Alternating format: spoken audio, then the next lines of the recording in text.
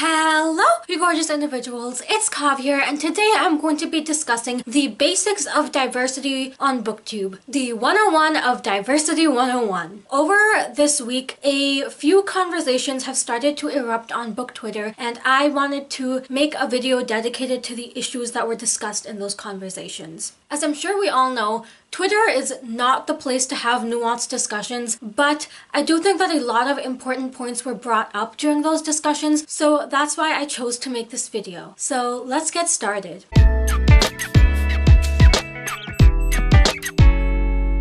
My essential thesis in this video is that there is a stark disparity in terms of how booktubers of privilege and booktubers of marginalized identities are treated, particularly those booktubers who openly discuss these issues. And I'm not talking about treatment here on BookTube, I'm talking about treatment from an industry standpoint.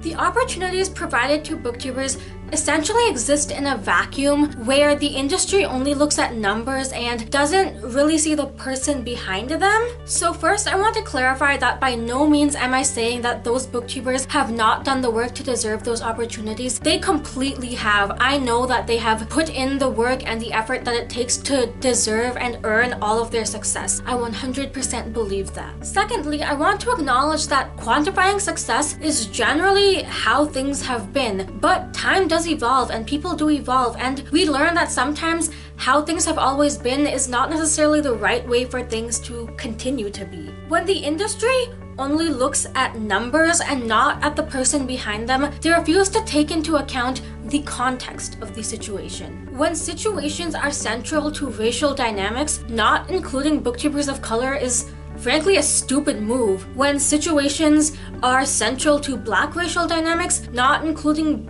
Black booktubers is a stupid move. Now, I feel that a lot of people misconstrue the fight to allow marginalized booktubers to have opportunities. They think that we're asking the industry to choose between marginalized booktubers or privileged/bigger booktubers. Now, I can't speak for everyone, but all of the people that I have discussed these issues with have been arguing for a situation of and, not or. I firmly believe that every single one of these booktubers has earned their place in this community and in this industry. There is a reason they have grown so big and are being provided with these opportunities. But at the same time, that does not mean that smaller booktubers and marginalized booktubers are not also dedicating time and effort to their work and do not deserve these same opportunities. For example, let's consider the distribution of ARCs. When it comes to distributing ARCs to Own Voices readers, I do not believe that that means that non-Own Voices readers do not deserve access to these ARCs. I honestly don't. I believe that the distribution should be split so that half of these ARCs are then sent to Own Voices and smaller booktubers, and that half gets sent to the typical bigger booktubers. To a lot of people, this may seem like an unnecessary discussion about issues that quote-unquote don't really exist,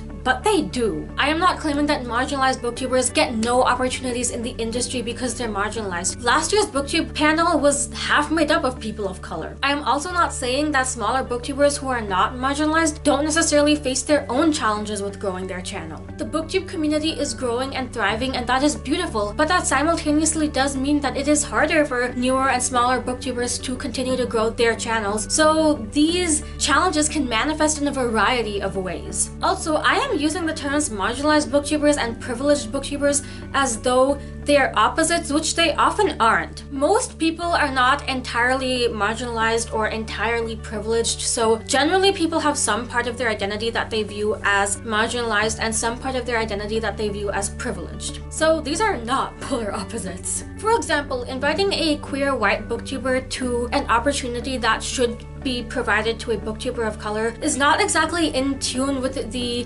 idea of taking into account the context of the situation. Again, that is a huge step towards opportunities for queer booktubers, and it is likely something that comes well deserved, but it also does not fulfill the goal of providing a booktuber of color with that opportunity. I have also focused a lot of this video on booktubers of color because there is a lot to be said about the specific obstacles that exist in that realm. Again, that's not to say that other booktubers don't face their own challenges and their own obstacles, but that kind of nuance is meant for a whole nother video that I have been dreading making for months now. I acknowledge that these kinds of conversations are hard and they're uncomfortable. For so many of us, we don't know what we can do about these issues that stem from systemic obstacles that have existed essentially since the beginning of time. But that being said, things are changing, dialogue is opening up, and we have to notice the breakthroughs being made, even if it is in small doses. The biggest issue I have with these Twitter discussions is that they never extend past there. Certain conversations do extend and change does start to be made, but far too often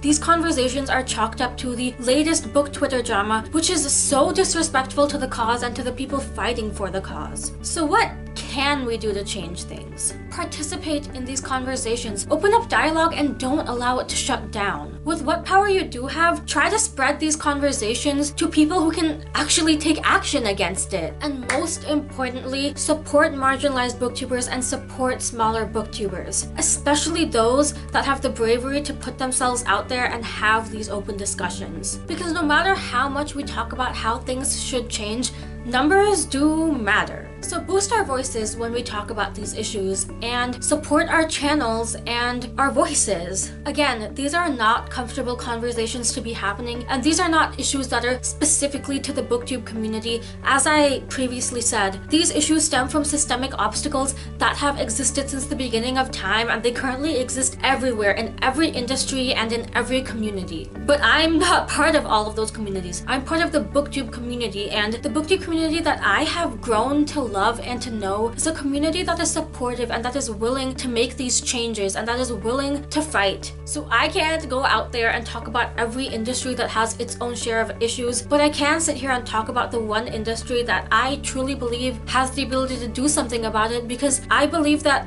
we have the heart and we have the love and courage to do something about it. This is not an overnight change. Again, this goes back to the root of the beginning of time, and things are not going to change overnight or in the next month or in the next year even, at least not on a bigger scale. But that doesn't mean that we can't start doing what we can to help aid in these issues and to try to do our own part, because you only have control over yourself and you can control your actions and your words and how you use them, because words are central to this community.